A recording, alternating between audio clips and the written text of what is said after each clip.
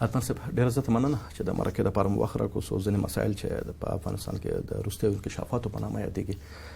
دا تاسو سره مطرح کوم. لومړی پوښتنه به په امریکا کې د حکومت د رهبرۍ د بدلون پروسې نه پیل کوم.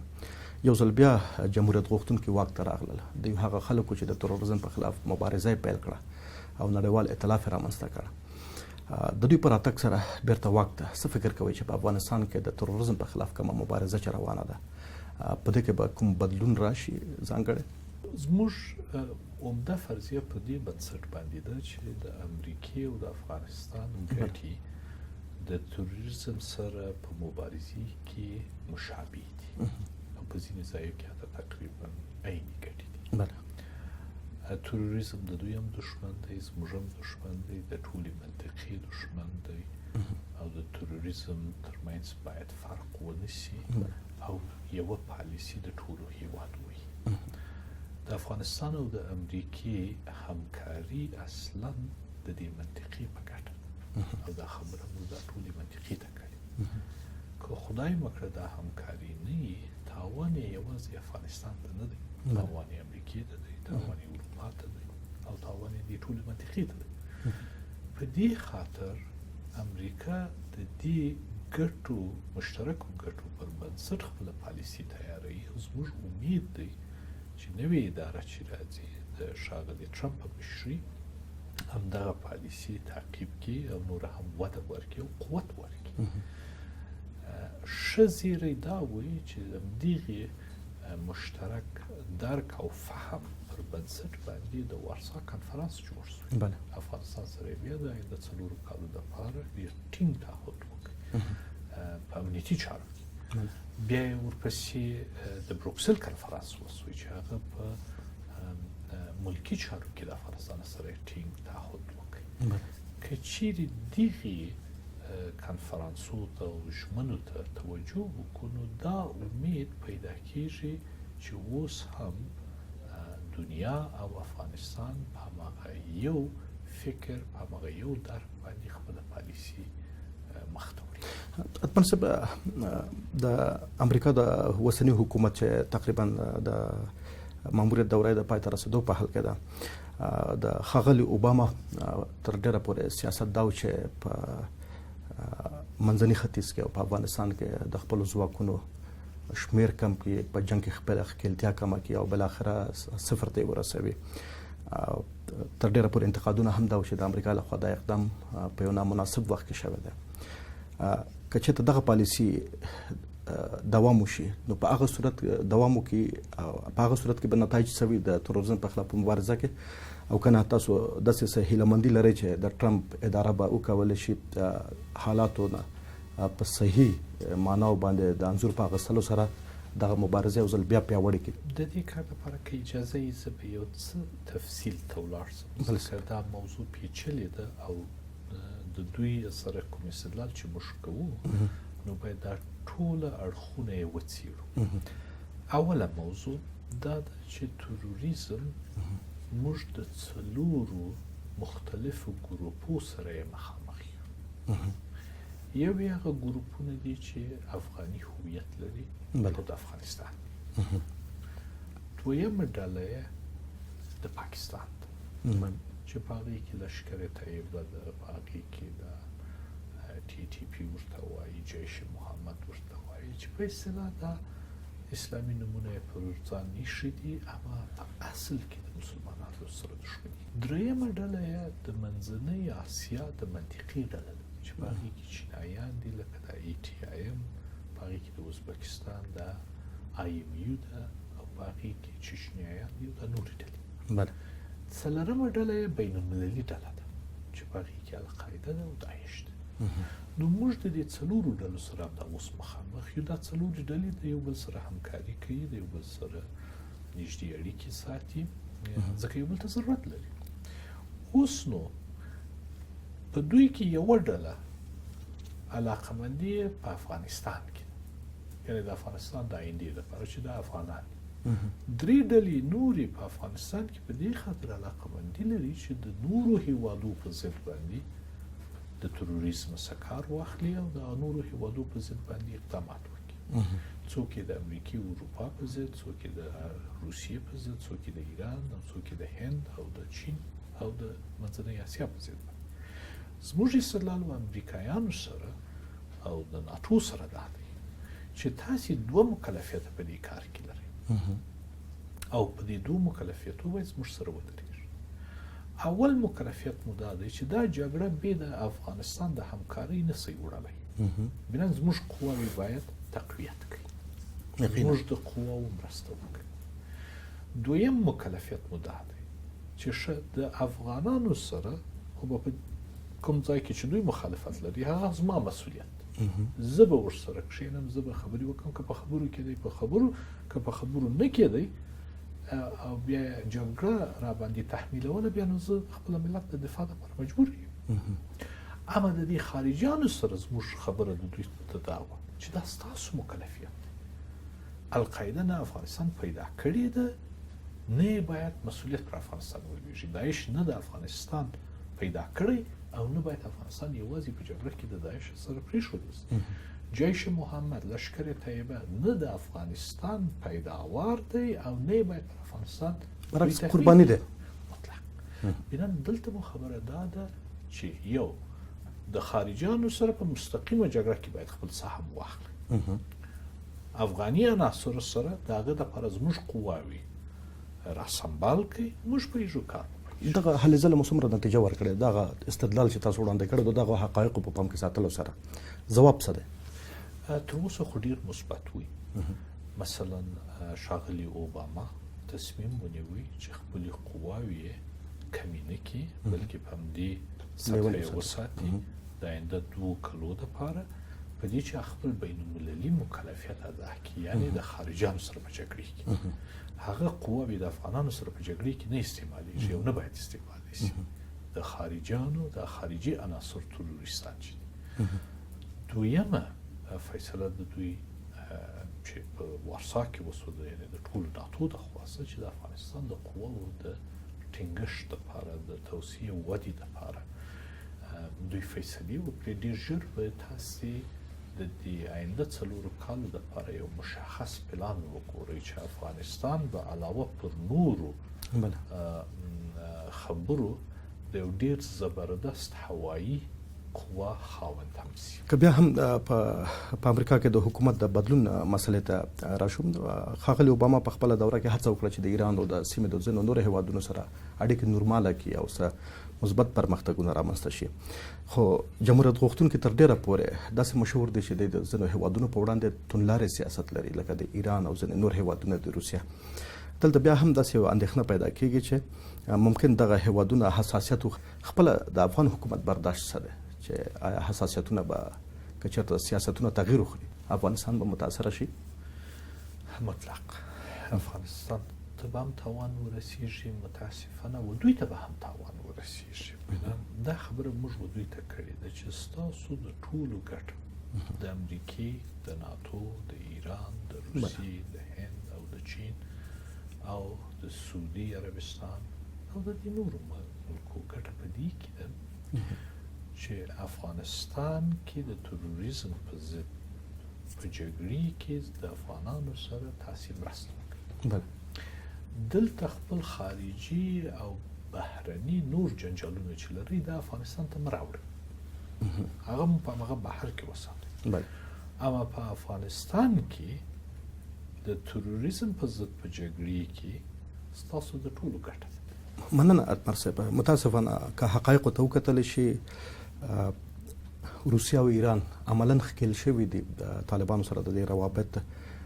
اسلحات، نور تجهیزات ورکوي، مالي امکانات برابروي. اساسي اندېښنه اوس دا ده که چېرته د روسیې او د ایران د ملاتړ مخنیوی ونه شي د طالبانو نه، د جګړې شدت به ډېر زیات شي په هېواد کې. په مطبوعاتو کې، په رسنیو کې یو اندازه دا مسلې باندې مبالغه په دې خاطر شوې ده چې هم روسان هم ایرانیان وایي چې بلې موږ اړیکې لرو اما مرسته ورسره نه کوو. د افغانستان د دولت موقف دا دی چې ډېر مرسته چې ورسره نه کوي، اړیکې د څه دپاره لري؟ زموږ موقف دا دی چې که تاسې د دې دوو اصولو څخه ووځئ، بنا د تروریزم په جګړې کې هم ځان ناکاموي او هم موږ یو اصل دا دی هغه څوک چې جګړې ته ادامه ورکوي او په تروریزم باندې ولاړ دی د هغوی ترمنځ باید فرق ونیسي چې دا ښه تروریست دی او دا بد تروریست دی دواړه تروریستان اما که سولې ته راځي بیا تروریست نه دی دویم تروریزم سره په جګړې کې د دولتو رابطه باید اساسي نه د دولت او یو د غیر دولت که چیرې دا کار وشي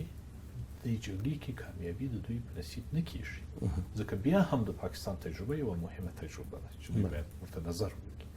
اما تاسې زموږ دوستان یاست هم روسیه زموږ دوست هیواد دی او هم ایران او افغانستان د دوی سره دوستي لري اوس نو د یو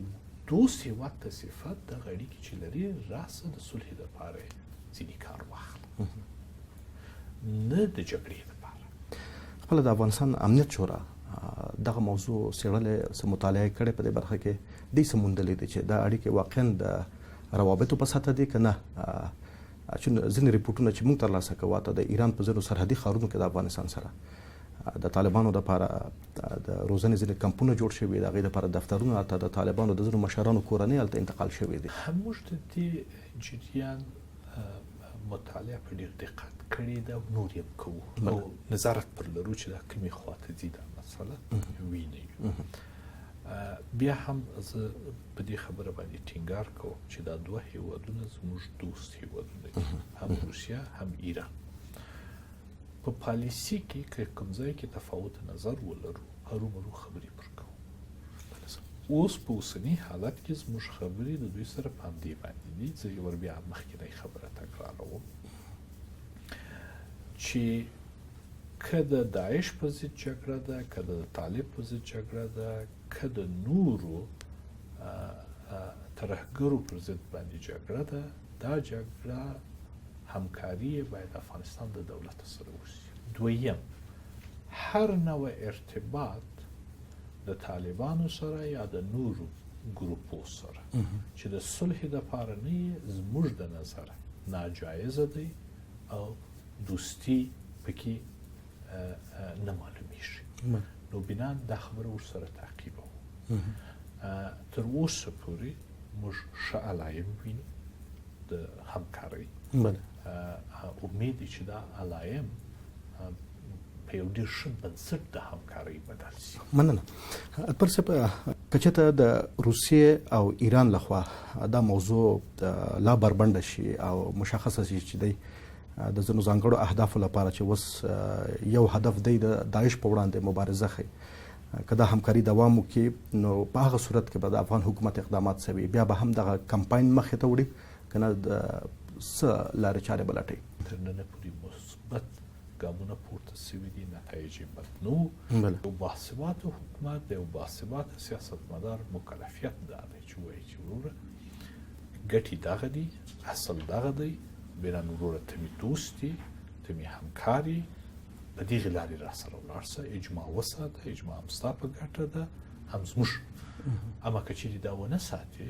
افغانستان به هیڅکله ځان بې دفاع او نامسونه پرې نه ږدي دا زموږ مکلفیت دی چې موږ خپل دفاع وکړو اوس وګورئ تر ننه پورې هغه کسانو چې دا انتقاد کوي چې ولې مثال دفاعي امنیتي موافقتنامه د امریکې سره یا د ناټو سره امضا شوله نن دوی باید دا تصدیق وکړي چې څومره شدیده جګړه زموږ د هیواد په ضد باندې روانه ده که چې چیرې د دوی همکاري زموږ سره نه وای آیا په دې جګړې کې تر ننه پورې چې هغه پیشرفت مو کړی دا پیشرفت به مو کړی وای دا زموږ د ملت قرباني ده دا توکل مو په خدای کړی دی که د دوی مرسته وای که نه وای موږ مخته تللو خپل دفاع مو کوله اما نن هماغه موافقتنامه ښیي چې زموږ د قواو تقویت او حمایت د دې لارې سره د ملت په ګټه تمام شوی دی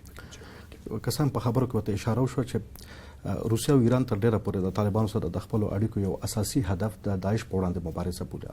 په داسې حال کې چې افغان حکومت هم کافي مهم ګامونه پورته کړي دي او د دغه ډلې د ځپلو په ارتباط باندې بیا هم په سیمه ییز سیاست کې چې د افغان حکومت لخوا مخته وړل کیږي آیا دین دغه سیاست نه د توانېدلی روس او ایران قانع کې د دغه ډلې په وړاندې د مبارزې په برخه کې چې دوی خپل سري اقدامات پیل کړل که نه ځینې نور اهداف دي چې د دغو هیوادونو لخوا تعقیبېږي. دا دویمه خبره یې ډېره مهمه ده چې طبعا وضعیت د نړۍ په کچه د منطقې په سطح بدلون پیدا کړی دی. په دې کې هغه پخواني دریځونه چې د هیوادو درلودل هغوی هم تغییر و بدلون پیدا کړی دی. نو متاسفانه کله کله موږ وینو چې کله دغه سیاستونه بدلیږي چې موږ د تروریزم په ضد په جګړې کې یو مرکزي رول لرو، پر موږ یې متاسفانه اغېزه ښه نه وي په داسې حالاتو کې. په همدې خاطر موږ کوښښ کوو چې پخوانۍ اجماع چې د تروریزم پر ضد باندې وه هغه ماته نه سي او ټوله په همغه اجماع ودرېږو او یوه جبهه د تروریزم په ضد باندې ولرو. په دې لاره کې کوښښ کوو، توکل په خدای چې موږ به نتیجې ته ورسېږو. که د تېرو اوړي تجاربو ته وکتلی شي، افغان امنیتي ځواکونه تقریبا د سختو حالاتو سره مخامخ په جګړه کې. په ځینو سیمو کې ځینې سیمې له لاسه ورکړې. د دغو نوې انکشافاتو ته په پام سره راتلونکی اوړی څه ډول ارزوئ؟ حالات به څنګه وي؟ د افغان امنیتي ځواکونو د دغو وړتیاو په پام کې ساتلو سره چې موجود دي، دوی به د څه ډول حالاتو سره مخامخ شي؟ حال دا چې د مدیریت په برخه کې هم په ملي او په نړیواله کچه انتقادونه موجود دي. تاسو د جناب رئیس جمهور خبرې به څو ځلې په دې هکله اورېدلي. زه یې ور بیا غواړم په هغه باندې ټینګار وکړم چې زموږ اول کال د دې حکومت اول کال 1994 کال د بقا کال. ولې د بقا کال وایي؟ په دې چې هغه مسؤلیت چې خارجیانو او موږ یو ځای سره درلودی، خارجیانو مکمل زموږ پر اوږو راواچول. چې هغوی د جګړې څخه ووتل، مکمل یې زموږ پر اوږو واچول. چې د دوی په حساب 2014 په اخر کې دوی دا ټوله مسؤلیت انتقال کړي د افغانستان دولت ته، د افغانستان قواوو ته، چې د دې سره ډېر یو شدید اقتصادي بحران هم رامنځته شوی، ځکه د دوی کومکونه او د دوی مصارفاتو لګښت کم شو. 1995 کال یا سږ کال هغه کال وی چې موږ نه یوازې دا چې خپله بقا ثابته کړله، بلکې د خپلو دښمنانو د پلانو ناکامي مو هم تثبیت کړله او ثابته کړله. هر هغه پلان چې دوی درلودی چې یو ولایت ترلاسه کړي، یو ښار ترلاسه کړي او هلته حاکمیت ولري، هغه مو ناکامه کړي. سږ کال د دوی د ناکامۍ کال. آینده کال هغه توکل چې موږ پر خدای لرو او هغه اطمینان چې موږ لرو پر خپلو خلکو او پر خپلو قواو باندې به زموږ د کامیابۍ کال دی، د نورو موافقتو کال دی. کوم ځانګړي دلایل وبخښئ صاحب، کوم ځانګړي دلایل؟ ځکه سږنۍ تجربه وښودله چې که چېرته د نړیوالو ځواکونو لخوا په وخت مداخله نه وي شوې،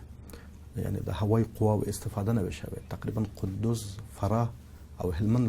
لښکرګاه له لاسه وتلي تقریبا. دا هغه درس دی چې دوی هم، موږ خو پخوا په دې باندې پوه یو او دوی تازه یې زده کوي چې په دغسې جګړې کې چې موږ یو، دوی هم په خپل وار هوایي قواو ته ضرورت درلودی، موږ هم ورته ضرورت لرو. یعنې تیره ترخه تجربه دا وه چې دغه قواوې یې صحیح، هوایي قواوې یې صحیح نه وي جوړې کړي. اوس ټینګار په همدې باندې دی. اوس مثال وګورئ، د دې هوایي قواو دپاره څومره موږ کوښښ وکړئ چې هغه جنګي هلیکوپټرې د هند څخه واخلو او راموستلې او په جګړې کې مو شاملې کړلې. دویم موږ ځینې نور تغییرات هم راوړو چې هغه اوس ماته نه ښایي، ځکه امنیتي نظامي تغییرات دي چې زه مطبوعاتي خبرې پر وکړم. اما په دې باندې غواړم ټینګار وکړم چې زموږ قواوې به په آینده کال کې تر دې کال پورې نورې هم غښتلي او تقویه شوي وي. د مدیریت ستونزه یقینا چې په ځینو سطحو یې لرو، د دې څه انکار یعنې قطعا موږ نه کوو او کوم شي باندې چې ټینګار کوو هغه دوې خبرې دي یو چې دا ستونزې چې لرو هغه هرومرو اصلاح کوو دویم چې کله کله ستونزې ته اشاره کېږي اما کامیابیو ته چندان اشاره نه کېږي مثال وایم تاسو ته هر هغه پلان چې دشمن په دا تیر کال کې درلودی چې یو لوی ولایت د خپل کنټرول لاندې راوړي ما سوا دغه یو محدود شکست چې موږ په قندوز کې درلودی بل هر پلان کې ناکام شو دا یو دویم هیڅ امنیتي قوا هیڅ پوځ به تاسې نه یې لیدلی چې په اتو ځایو کې په یو وخت کې جنګ وکړي په دا تیرو څلورو میاشتو کې زموږ قواو په اتو ولایاتو کې په یو وخت کې په جګړې کې نو که په لوژیستیک کې کله کله زموږ د قواو د مدیریت ناتواني معلومیږي چې هغه ځای اقرار مطلق هیڅ کله دا دې ته دلیل نسو پیدا کولی چې ولې زموږ عسکر وژړي وي په هلمند کې دا ناکامي وه او د دې مسؤلیت به موږ ټولو ته متوجه دي اما په عین زمان کې دا ادعا هم کوم چې همدغه مشرانو امنیتي رهبري وکولی سو چې په اتو ولایاتو کې یو ځل جګړه اداره کړي مدیریت کړي او مخته یوسي اتمر صاحب تاسو مخکې تقریبا تفصیلي معلومات ورکړل د هغه تروریستي ډلو چې په افغانستان کې په یو نه یو ډول ښکېلې دي یوه نوې پدیده چې په دې برخه کې رامنځته شوې ده هغه د داعش ډله ده خپل افغان حکومت د دې ډلې په اړه باندې او د دې ډلې د قوت او د بقا او د پرمختګ په اړه باندې څه معلومات لري چې دا په افغانستان کې آیا په یو جدي ګواښ بدل شي یوه بیره خو زموږ سره شته هغه دا ده چې که دوی په پاکستان کې پټنځایونه پیدا کړي نو دوی به په یوه ستونزه موږ ته هم بدل شي او متاسفانه اوس داسې نشانې یا علایم شته چې دوی د پاکستان سره ځي زموږ خواته د داعش ډلې په ننګرهار کې 80% کې پاکستاني دي بله او تر ډېره پورې اورګزي دا هم ویل کېږي بله پنجابیان ورسره دي ورسره دي زموږ سوال دا دی چې دوی ولې په هاخوا کې خپل خراسان جوړوي چې زموږ خواته راځي دا یوه موضوع او کله چې موږ فشار په دوی باندې راوړو دوی د ډیورن هاخوا تیریږي بیا بیرته په غلا راننوځي تاسې که ننګرهار ته ولاړ شئ مثلا په چینو کې په کوټ کې چې د دوی په ضد باندې عملیات وسول وتښتېد بیا بیرته راغلل په شیراګام ته اوس په شیراګام کې مو د فشار لاندې نیولي دي ځای څه به یې ورک کړو دا یوه مسله ده دویم شکل د داعش چې په افغانستان کې ظهور کړی دی هغه نورې ډلې وې چې داعش سره یې بیعت کړی مثلا د ازبکستان په اصطلاح اسلامي غورځنګ داعش سره یې بیعت کړی د داعش په نامه دلته اوس په افغانستان کې زموږ سره جنګېږي اما باید د طالبانو سره نږدې همکاري لري چې دا ټکی ډېر مهم دی امید لرو چې دوی نه په پاکستان کې او نه په کوم بل ځای کې پټن ځای پیدا کړي او بیا زموږ دلته یوه اساسي اندېښنه بله چې ښودل کېږي تقریبا په افغان ولسمشر ورته په خپله یوه وینا کې اشاره هم کړې وه چې په افغانستان کې شاوخوا 10,000 پورې بهرني جنګیالي موجود دي یوه اشاره تاسو هم وکړه چې د ازبکستان اسلامي غورځنګ د بیعت وکړو د داعش ډلې ته دغه بهرني جنګیالي تر ډېره پورې د داعش د تقویې لپاره یوه بالقوه وسیله بلل کېږي په افغانستان کې خپله د حکومت اندېښنه په دې برخه کې څه ده یو دا خارجي وګړي چې په افغانستان کې جنګېږي که د القاعدې په نوم زموږ سره جنګېږي که د طالبانو په نوم او که د داعش په نام زیات فرق به موږ ته نه کوي ځکه دا خلک زموږ دښمنان دي را سره جنګېږي سوله یې تر اوسه نه ده کړې او نه موږ د دوی سره سوله کولی شو ځکه خارجیان بنا نه غواړم چې په دې هکله تشویش زیات شي که چیرې دوی و داعش ته واوړي نو تر نن یې څه کول؟ خو تر نن هم جنګېدل. که د داعش بیرغ پورته کوي، که د بل بلا بیرغ پورته کوي، نو د دوی توان و موږ ته معلوم دی. زموږ قواوې په یو ډېر عالي قوت او ایماندارۍ سره د دوی په ضد جنګېږي. تشویش په دې ځای کې چې د داعش په نامه یا هم واقعا داعش دپاره حمایوي دستګاه او پټنځایونه د افغانستان څخه بهر جوړ شي. بیا به دوی نه یوازې د افغانستان دپاره یو لوی ګواښ شي، بلکې د ټولې منطقې دپاره. زما عرض همیشه د دې منطقې و د مشرانو ته، امنیتي مشرانو ته دا وایي چې ګمان مه کوئ چې که داعش قوت اخلي، که بل تروریستي ډله، چې د دې دا اور به یوازې په افغانستان کې پاتې شي، او یوازې افغانستان کورو ته به ورسېږي، بلکې تاسو ته به رسېږي. فلهذا زموږ پالیسي دا ده چې د منطقې په ګټه دا خبر ده چې دوی اجماع وکړي، د افغانستان ملاتړ وکړي او د داعش په ضد باندې مبارزه وکړي.